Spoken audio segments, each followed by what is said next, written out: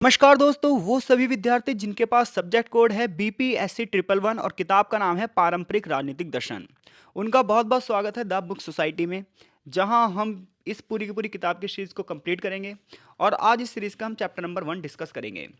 किताब की बात की जाए तो किताब को पढ़ने के बाद आपको यह पता चलेगा कि प्लेटो, अरस्तु, मैकियावेली, हॉब्स और जॉन लॉक ने राजनीतिक सिद्धांत में किन किन विचारों का प्रतिपादन किया है। इसके साथ साथ इन चीज़ों को पढ़ना क्यों चाहिए और क्या वर्तमान समय में इनके द्वारा लिखे गए लेख उतने ही महत्वपूर्ण हैं जितना उस समय थे जब ये लिख कर गए थे। तो चलिए शुरू करते हैं आज की क्लास। देखिए, इस क्लास में एक चीज़ और होने वाली है कि यहाँ पर ना शब्दों की गहराइयाँ होंगी, क्योंकि देखिए जब हम फिलॉसफी पढ़ते हैं तो फिलॉसफी पढ़ना इतना आसान है नहीं। फिलॉसफी वही बंदा समझ सकता है जिसने वास्तव में समाज का ज्ञान समाज में जाकर देखा हो, समाज में जाकर उसी ज्ञान को उसने अर्जित किया हो। जैसे कि फिलॉसफी की आप शब्द का ही अर्थ समझते हैं कि फिलॉसफी दो शब्दों से मिलकर बना है, एक फिल और एक सोफिया। इसका मतलब यह है कि ज्ञान से प्रेम। जो बंदा ज्ञान से प्रेम करता है, जो बंदा नॉलेज से प्रेम करता है, जो बंदा हर समय सत्य की खोज करना चाहता है, उनके लिए इन शब्दों के अर्थ बहुत आसानी से निकाले जा सकते हैं। लेकिन जो व्यक्ति सिर्फ और सिर्फ किताबों को ना देखने के लिए उठाता है, पास होने के लिए उठाता है, तो ये वाली किताब देखो भाई, फिर समझ में नहीं आएगी। तो इस किताब को समझते वक्त आपके सामने किताब होनी चाहिए और फिर आप इस लेक्चर को सुन रहे हैं। उसके बाद आप फिर से इस किताब को पढ़ेंगे, तब चीज़ समझ में आएगी। एक ही लाइन के कई कई अर्थ हो सकते हैं। तो इस किताब की खूबी है, यानी कि ये किताब सिर्फ वही बच्चा पढ़ सकता है जिसके पास अच्छी वोकैब नॉलेज है और सबसे बड़ी बात यह है कि उसको शब्दों की गहराइयों के बारे में पता है। तो कोशिश रहेगी इसे और अच्छे से समझाया जा सके, अच्छे से आपको समझ में आ सके। तो इसके लिए आप वीडियो स्किप मत करना, पूरा पूरा ऑडियो लेक्चर ध्यान से सुनना। चैनल पर नए हो तो चैनल से जुड़ जाइएगा और वीडियो अगर आपको समझ में आए तो लाइक भी ज़रूर करना और कमेंट बॉक्स में अपनी प्रतिक्रिया भी देना। तो चलिए शुरू करते हैं आज की क्लास। चैप्टर का नाम है मूल पाठ और संदर्भ।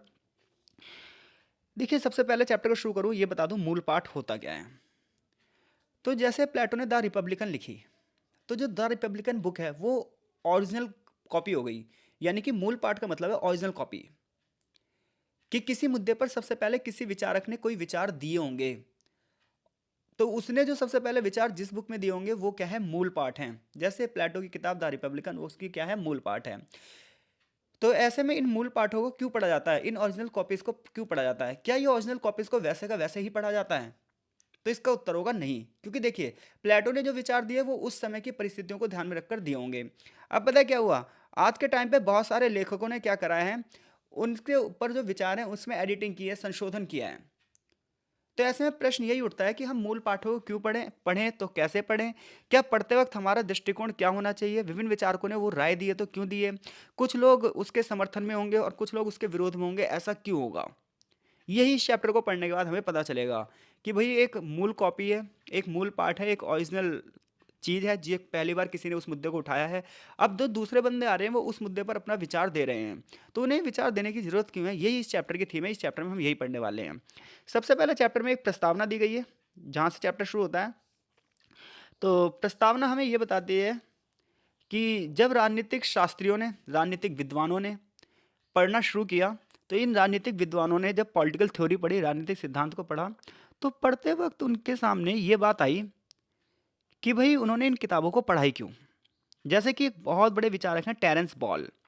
टेरेंस बॉल ने पता है दो प्रश्न उठाए। टेरेंस बॉल का ये मानना था कि जब राजनीतिक शास्त्रियों ने मूल पाठों को पढ़ना शुरू किया, तो राजनीतिक सिद्धांत का जो विशेष अध्ययन वाले बंदे हैं, ये उसके बारे में पढ़ लेते, बात खत्म कर देते। उन्होंने लिखना क्यों शुरू किया। यानी कि टेरेंस बॉल एक बहुत अच्छा प्रश्न उठाता है कि जितने बंदे राजनीति से जुड़े हैं उन्होंने मूल पाठों को पढ़ा, कोई दिक्कत नहीं है, मूल पाठों के बारे में पढ़ने के बाद उन्होंने लिखना क्यों शुरू किया, उससे संबंधित अपनी राय देनी क्यों शुरू करी। तो जैसे ही किताब कह भी रही है, टेरेंस बॉल ने राजनीतिक सिद्धांत में एक मूल पाठ के पठन और व्याख्या की भूमिका के बारे में विचार रखा है। उसने ये बताया कि विद्वानों द्वारा जो उठाए गए प्रश्न हैं, उन प्रश्न में उसने पहला प्रश्न ये उठाया कि ऐसा क्यों था कि राजनीतिक सिद्धांत का विशेष अध्ययन करने वाले विद्वानों ने, जो महान विचारक थे, उनके बारे में लिखना जारी रखा। यानी कि आप कुछ और भी तो लिख सकते थे, आप कोई नई व्याख्या भी तो कर सकते थे, आप कोई नई किताब भी तो लिख सकते थे, आप किसी नए मुद्दे पर भी तो लिख सकते थे। फिर आपने क्यों प्लेटो की किताब को ही पढ़ना जारी रखा, फिर उसके बारे में क्यों लिखना शुरू किया, ऐसा क्यों। दूसरा सवाल ये उठता है कि चलो आपको कोई किताब पढ़नी है, तो सीधे स्रोत तक पहुंचने और देखने के बजाय लेखक क्या क्या कहना है, हम क्यों इस व्याख्या का आविष्कार कर रहे हैं, लेखक क्या कहना चाहता है, हम क्यों इस पर चर्चा कर रहे हैं। तो यानी कि मूल पाठों को पढ़ने में टेरेंस बॉल ने दो प्रश्न उठाए कि जब आप मूल पाठ पढ़ रहे हैं तो पढ़ ही क्यों रहे हैं, और अगर पढ़ रहे हैं तो फिर आप उसके बारे में लिख क्यों रहे हैं। इसके साथ साथ अगर आपको पढ़ना ही है तो आप डायरेक्ट पढ़ लीजिए, उसमें से ज्ञान लीजिए और आगे बढ़ जाइए। आप पढ़ने के बाद उसकी अलग अलग व्याख्याएं क्यों कर रहे हैं, इन प्रश्नों का उत्तर आपको इस चैप्टर में मिलने वाला है। तो सबसे पहले यह कि हम मूल पाठों का पठन क्यों करते हैं।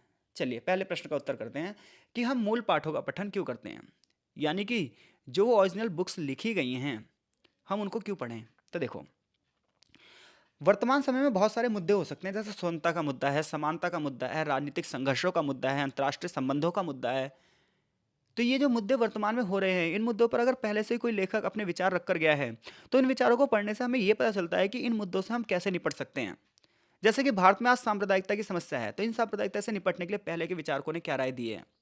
भारत अपनी अगर फॉरेन पॉलिसी अपनाना चाहता है तो फॉरेन पॉलिसी के बारे में कौटिल्य का अर्थशास्त्र क्या कहता है।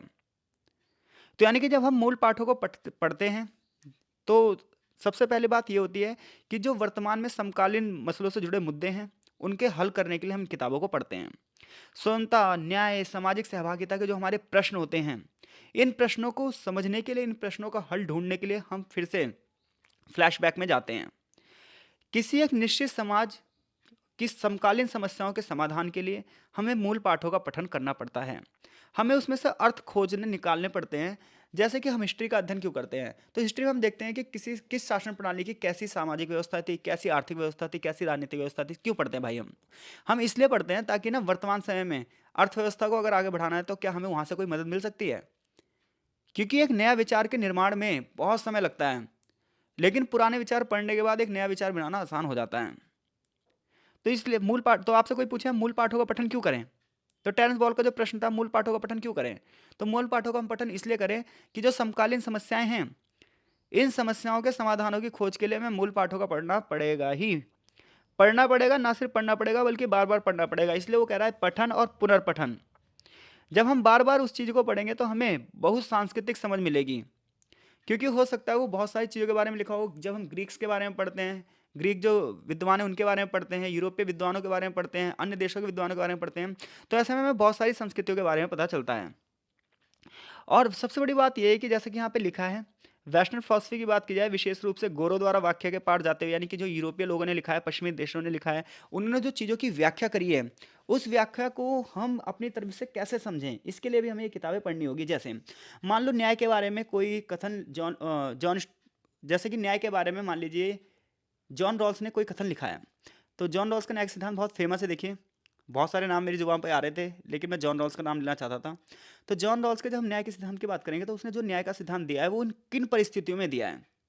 यानी कि कोई राइटर जब लिख रहा है तो सबसे पहले हमें देखना होगा। देखो आजकल की दिक्कत पता है क्या है, कोई बंदा कुछ लिख रहा है तो जब वो लिख रहा है तो जो पढ़ने वाला बंदा वो सोचता है क्यों इसने ऐसा क्यों लिख दिया। लेकिन नहीं, जब हम किसी के शब्दों को पढ़ते हैं ना, तो सबसे पहले हमें ये जानना चाहिए कि वो शब्द किन परिस्थितियों में लिखे गए हैं, आखिर वो सिचुएशंस क्या थी। जैसे कि प्लेटो ने अगर कोई बात लिख दी है तो आज के टाइम पे आलोचना करना बड़ा आसान है, लेकिन प्लेटो ने किन परिस्थितियों में वो किताबें को लिखा था, क्यों उस विचार को उसने लिखा था, क्योंकि उसके आसपास ऐसी शायद परिस्थितियां हों। तो यानी कि किसी किताब को पढ़ते वक्त हमें ये चीज़ ध्यान में रखनी चाहिए, पहली चीज़ कि वो किस सिचुएशन में लिखा गया है। दूसरी बात, जो बंदा लिख रहा है उसका समाज के प्रति क्या दृष्टिकोण है, क्योंकि दो टाइप के लोग होते हैं, एक पॉजिटिव दृष्टिकोण रखते हैं, एक निगेटिव। एक बंदा होता है हर चीज़ में निगेटिव ही निकालता रहता है और एक बंदा पॉजिटिविटी ढूंढता रहता है। तो हमें ये भी देखना पड़ेगा कोई कोई व्यक्ति जो लिख रहा है तो उसकी समाज के प्रति विचारधारा क्या है और वो किन परिस्थितियों में चीज़ों को लिख रहा है। तो वेस्टर्न जितने भी फिलोसफर हैं उन्होंने क्या व्याख्याएं दी हैं, जो वो विद्वान हैं उन्होंने लिंग के आधार पर, नस्ल के आधार पर, धर्म के आधार पर जो चीज़ें लिखी हैं क्या वो वास्तव में सही थी।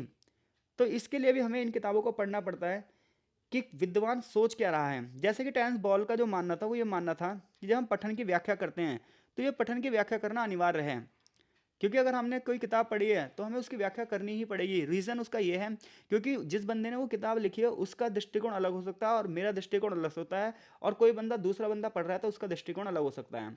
तो ऐसे में जब हर बंदा अपनी अपनी तरीके से व्याख्या करेगा तो एक ही किताब के 10 पॉइंट ऑफ व्यू निकल कर आएंगे, और जब 10 पॉइंट ऑफ व्यू निकल कर आएंगे तो वो 10 परिस्थितियों में क्या होगा, उसका यूज़ होगा।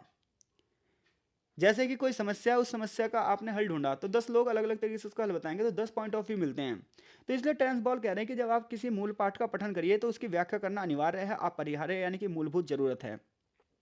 लेकिन व्याख्या करना इतना आसान भी नहीं है। व्याख्या एक घातक प्रक्रिया है, बहुत खतरनाक प्रक्रिया है। बताओ क्यों? जैसे मान लो किसी व्यक्ति ने कोई विचार दिया, लिखा है उदाहरण के लिए, यदि कोई व्यक्ति एक विचार दे रहा है और उस विचार पर आपने व्याख्या कर दी और वह व्याख्या धार्मिक है, इवन धार्मिक भावनाओं के खिलाफ है, तो आपकी हत्या तक कर दी जाएगी। यानी कि मान लीजिए कोई ग्रंथ धर्म के बारे में लिखा है और आपने उसको पढ़ा, तो आपको लगता है यार ये चीज़ें गलत है, ये चीज़ें ऐसी नहीं, ऐसी होनी चाहिए। लेकिन अगर आपने उसकी गलत तरीके से व्याख्या कर दी तो आपकी हत्या के फरमान भी निकल सकते हैं। तो इसलिए आप किसी ग्रंथ का जब व्याख्या कर रहे हैं तो व्याख्या करते वक्त आपको सतर्कता बरतनी चाहिए। बिल्कुल सतर्क तरीके से शब्दों का चयन करना चाहिए, क्योंकि आपके शब्द ऐसे नहीं होने चाहिए कि वो किसी की भावनाओं को ठेस पहुंचाएं। क्योंकि यदि ऐसा होता है तो आपको परिणाम भुगतने के लिए भी फिर तैयार रहना पड़ेगा। इसके साथ साथ एक व्यक्ति हैं गैडमर। तो गैडमर की बात करें तो हम जिस विश्व में रहते हैं और जिन मूल पाठों का हम पठन करते हैं उसमें ना पहले से ही कोई ना कोई अर्थ होता है। यानी कि जब भी हम किसी भी मूल किताब को पढ़ रहे हैं तो इस किताब में ना खुद ही अर्थ छुपा होता है, क्योंकि अगर राइटर भी लिख रहा है तो उसने कुछ सोच समझ कर ही लिखा होगा। तो ऐसे में हमें उन अर्थों को ना समझने का प्रयास करना चाहिए। हम अर्थों के एक विश्व में जन्म लेते हैं, यानी कि जैसे ही हम मूल पाठों को पढ़ने लग जाते हैं वैसे ही हम एक नई दुनिया में जन्म ले लेते हैं, एक नई दुनिया में एंट्री मार देते हैं। और वो एंट्री होती है शब्दों की दुनिया। क्योंकि जिस भाषा को हम बोलते हैं, जिस परंपरा में हम रहते हैं, जिस विरासत में हम रहते हैं, उससे हमें विश्व को समझने की एक दृष्टिकोण मिलता है। परंतु समझने के अंत में कई बार हेर फेर भी हो जाती है, क्योंकि वो हो सकता है वो बंदा किसी और चीज़ के बारे में लिख रहा हो और हम समझ किसी और चीज़ के बारे में रहे हों। ऐसे में ना व्याख्याएं जो होती हैं ये प्रासंगिक होती हैं और गतिशील होती हैं, समय और परिस्थितियों के हिसाब से बदल सकती हैं। चीज़ वही रहेगी, लिखी वही रहेगी, लेकिन समझने वाले अलग अलग होंगे और अलग अलग व्याख्याएं होने लग जाएंगी। कई बार कुछ व्याख्याओं से हम सहमत हो जाते हैं और कई बार कुछ व्याख्याओं से हम सहमत नहीं होते हैं, क्योंकि व्याख्या एक कला है, मनुष्य के जीवन जीने की एक अनिवार्य हिस्सा है। तो टेरेंस बॉल ने इस तथ्य को स्पष्ट किया है कि व्याख्याएं एक निश्चित संदर्भ में पहले से ही समझे गए अर्थों पर आधारित होती हैं। बॉल ने एक व्यक्ति का उदाहरण दिया, देखो कितनी अच्छा एग्जाम्पल दे रहा है बॉल, कि एक व्यक्ति को आप पहली बार देखो और उसके हाथ में ना रक्त से सना हुआ एक छुरा है। तो रक्त से एक सना हुआ छुरा है, तो आपके मन में सबसे पहला प्रश्न पता है क्या उठेगा? ये पक्का ना किसी का मर्डर करके आया है, ये पक्का हत्यारा है। अब वही दूसरा वही दृश्य है, लेकिन अब की बार पता है क्या है? अब की बार हमें पता चल गया है कि ये बंदा ना कसाई खाने में काम करता है। अब हम समझ जाएंगे अरे ये तो कसाई है। यानी कि बंदा एक ही है, सिचुएशन एक ही है, लेकिन दो अलग अलग दृष्टिकोण निकल रहे हैं। एक दृष्टिकोण ये निकल रहा है कि ये बंदा हत्यारा होगा, लेकिन दूसरा दृष्टिकोण जब हमें इसके बारे में पता चलता है तो क्या निकलता है? अरे यार ये तो एक कसाई है। तो हमें मूल पाठों का पठन क्यों करना चाहिए, उनकी व्याख्या क्यों करनी चाहिए? अगर ये प्रश्न आया तो इस प्रश्न का उत्तर आप दे देंगे। तो हमें मूल पाठों का पठन इसलिए करना चाहिए क्योंकि समकालीन समस्याओं को समझने के लिए, उनका हल ढूंढने के लिए हमें मूल पाठों का पठन करना चाहिए। दूसरी बात यह है, हमें इसकी व्याख्या क्यों करनी चाहिए? क्योंकि व्याख्याओं से बहुत सारे दृष्टिकोण पता चलते हैं और इससे ये पता चलता है कि वो चीज़ें किन परिस्थितियों में लिखी गई थी और वर्तमान में चीज़ें क्या हो सकती हैं। अलग अलग दृष्टिकोण से अलग अलग चीज़ों के बारे में पता चलता है और सत्य की ओर जाने में थोड़ी सी सहायता मिलती है। क्योंकि फिलॉसफी का मतलब ये है सत्य की खोज जा रहे हो, आप ज्ञान की ओर जा रहे हो। और ऐसे में सबसे बड़ी बात यह है कि जब आप व्याख्या करोगे तो आपको बिल्कुल एक्टिव होकर व्याख्या करनी है, सतर्क होकर व्याख्या करनी है। कहीं ऐसा ना हो कि आपकी व्याख्या समाज के किसी हिस्से की भावनाओं को ठेस पहुंचाए और आपकी हत्या तक हो जाए। प्रश्न ये बनता है यहाँ से पहला कि गैडमेर द्वारा जो प्रस्तुत की गई सत्तामूलक अनिवार्यता है, इसकी अवधारणा को स्पष्ट करो। तो गैडमेर ने क्या कहा था कि हम जिस विश्व में रहते हैं, जिन मूल पाठों का पठन करते हैं, उनमें पहले से एक अर्थ होता है और जब हम इसमें जाते हैं तो अर्थों की एक दुनिया में जाते हैं। जिस भाषा को हम बोलते हैं विरासत में मिली होती है हमें ऑलरेडी वो भाषा, और इसी से हम विश्व को समझने की एक यात्रा करते हैं। कई बार इसमें हेरफेर भी हो जाती है। तो गैडमेर कुल मिलाकर ये कहता है कि व्याख्या की कला मनुष्य के जीवन जीने की एक कला का अनिवार्य हिस्सा है। तो ये प्रश्न का उत्तर आप दे देंगे। आगे चैप्टर में बताया गया है कि व्याख्या की रणनीतियाँ कैसी होनी चाहिए। यानी कि जब हम किसी पाठ को पढ़ रहे हैं, किसी किताब को पढ़ रहे हैं, किसी घटना को बारे में अध्ययन कर रहे हैं, तो हमें उसकी व्याख्या किस प्रकार से करनी चाहिए। तो देखो, एक विद्वान है जिनका नाम है क्वेंटिन स्किनर। इनके अनुसार एक मूल पाठ में बहुत सारी चीज़ें होती हैं और उस व्यक्ति द्वारा इसे खोजा जा सकता है जो उसको पढ़ता है। यानी कि एक किताब के अंदर बहुत सारी चीज़ें हो सकती हैं, लेकिन वो चीज़ें उसे ही पता चलेगी जो उसको पढ़ेगा, जो उससे जुड़ा हुआ बंदा है। एक मूल पाठ का अर्थ एक ऐसी वस्तु है जो उसके लेखक द्वारा निर्मित होती है। देखिए, हर राइटर ना जब कोई चीज़ लिखता है तो उसके पीछे ना उसका एक नज़रिया होता है और उस नज़रिए को वो अपने शब्दों में लेकर किताबों में रख देता है, कागजों में रख देता है, कलमों के माध्यम से लिख देता है। लेकिन मुद्दा ये आता है जो बंदा पढ़ रहा है क्या उसका नज़रिया भी वही है? क्योंकि इस दुनिया में असंख्यों किताबें हैं और असंख्य प्रकार के पाठक हैं, यानी असंख्य प्रकार के राइटर्स भी हैं। लेकिन बात ये आती है कि जो बंदा वो लिख रहा है, बिल्कुल उसी सोच का बंदा अगर उसे पढ़ रहा है तो उसके लिए समझना आसान है, लेकिन एक नया बंदा जब उसे पढ़ रहा है तो हो सकता है वो उसकी व्याख्या अलग तरीके से निकाल दे। तो स्किनर यही कहते हैं कि जो एक किताब है ना, एक जो मूल पाठ है, उसमें लेखक का क्या दृष्टिकोण है, ये चीज़ वो लेखक ही बता सकता है जिसने उसे लिखा है। ऐसे में लेखन की जो प्रक्रिया है उसे ही मूल पाठ का नाम दिया गया। ऐसे में स्किनर ये कह रहा है कि लेखक का जो सिद्धांत है वो वचनबद्ध है, क्योंकि उसने जो चीज़ अपने मन में पहले से ठान ली होगी उसके हिसाब से ही वो लिख रहा होगा। ऐसे में लेखक का उद्देश्य ये होता है कि वो अर्थों का निर्माण करे। ऐसे में लेखक ना जानबूझकर ऐसी चीज़ों को अपनाता है, एक ऐसे प्रोसेस को अपनाता है। जब हम मूल पाठ के लेखकों को देखेंगे तो हम ये देखेंगे कि लिखने के बारे में उनका इरादा क्या था, उनकी समाज पर कंट्रोल कैसा था। ये चीज़ ऐसी है जो मूल पाठ के लेखक को एक विशेषाधिकार देती है। उसका मानना है जो बंदा मूल पाठ को समझने का प्रयास करता है ना, वो उसे लिखते समय लेखक के इरादों को अवहेलना नहीं कर सकता। यानी कि जब हम किताब को पढ़ रहे हैं तो एकदम से ये नहीं कह सकते अरे ये तो गलत है, नहीं। हमें लेखक के नज़रिए से सोचना पड़ेगा कि उस बंदे ने ये चीज़ें ऐसे क्यों लिखी हैं। व्याख्यात्मक प्रयास की सफलता ये एक अनिवार्य शर्त है। यानी कि जब हम किसी चीज़ की व्याख्या कर रहे हैं ना, तो उस व्याख्या की एक अनिवार्य शर्त ये है कि सबसे पहले हम लेखक के दृष्टिकोण से चीज़ों को समझें। पता है आज समस्या क्या है?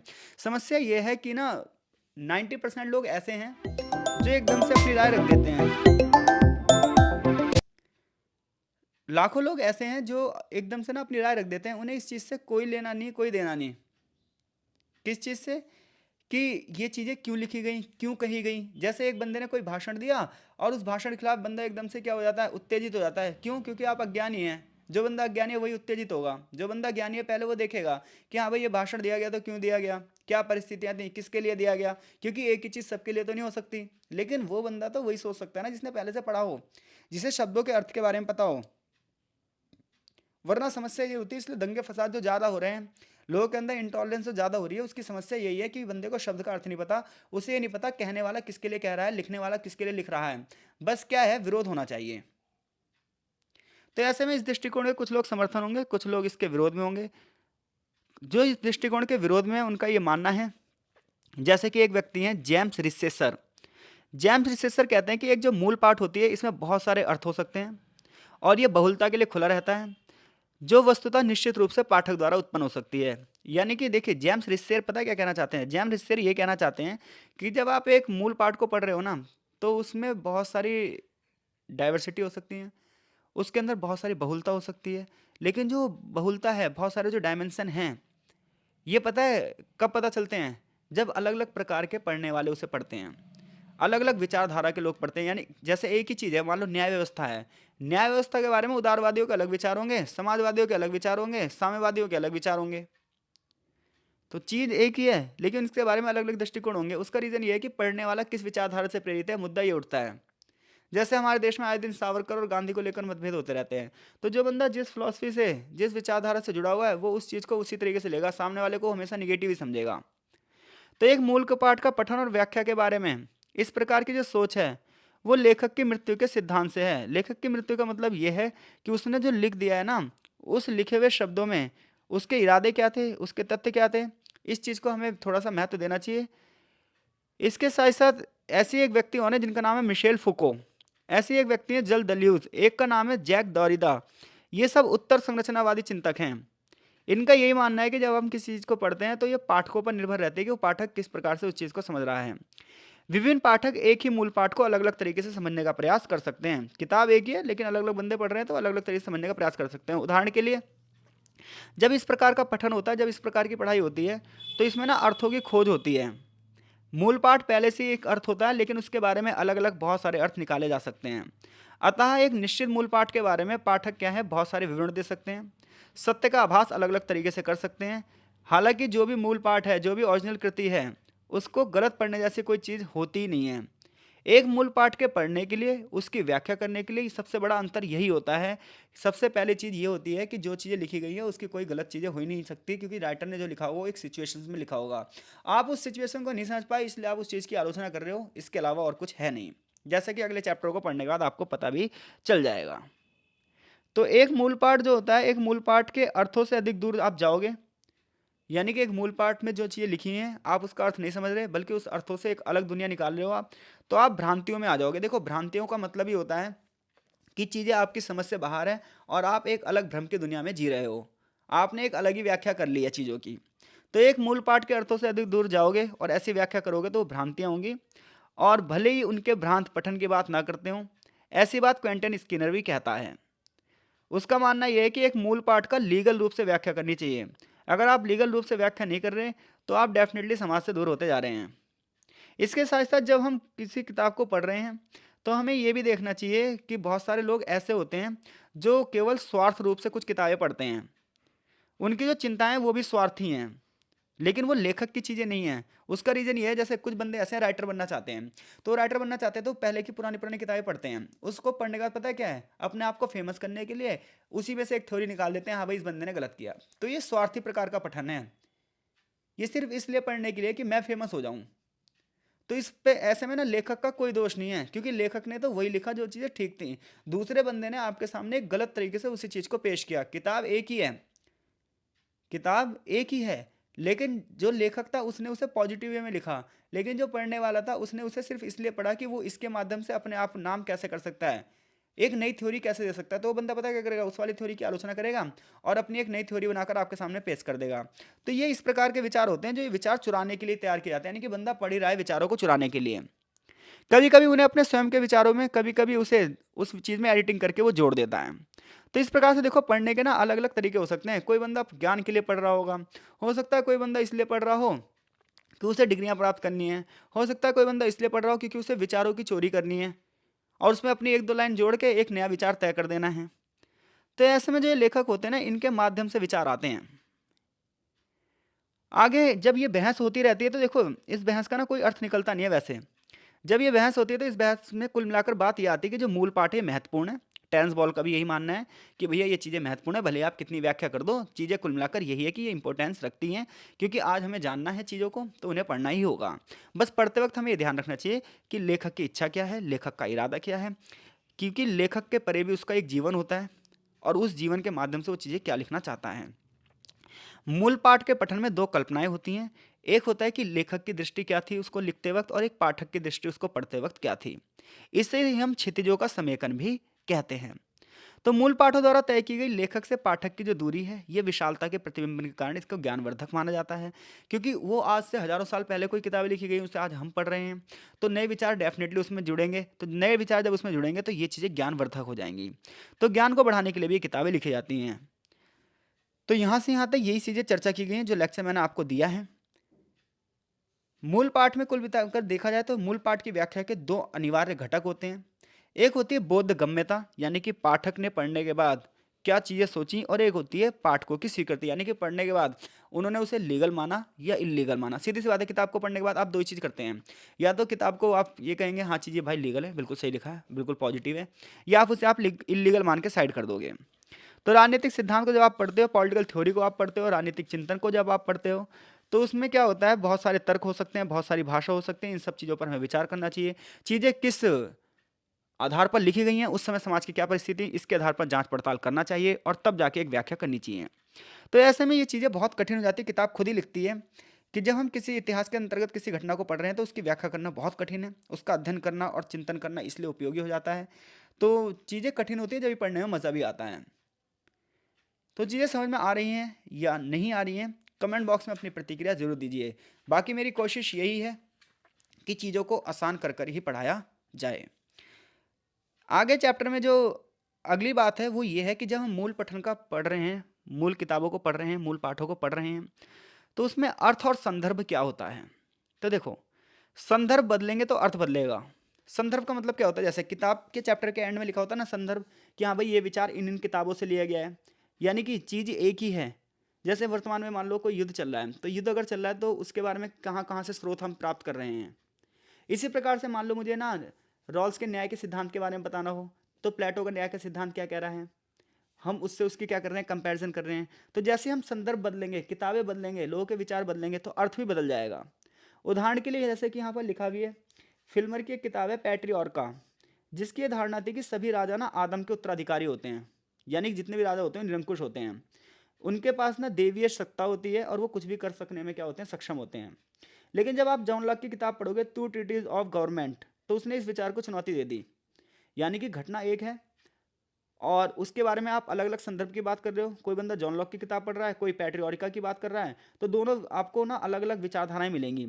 लॉक कहता है निरंकुश राजतंत्र होना नहीं चाहिए, लेकिन वो साबित कर नहीं पाता है कि सभी राजा आदम के उत्तराधिकारी होते हैं।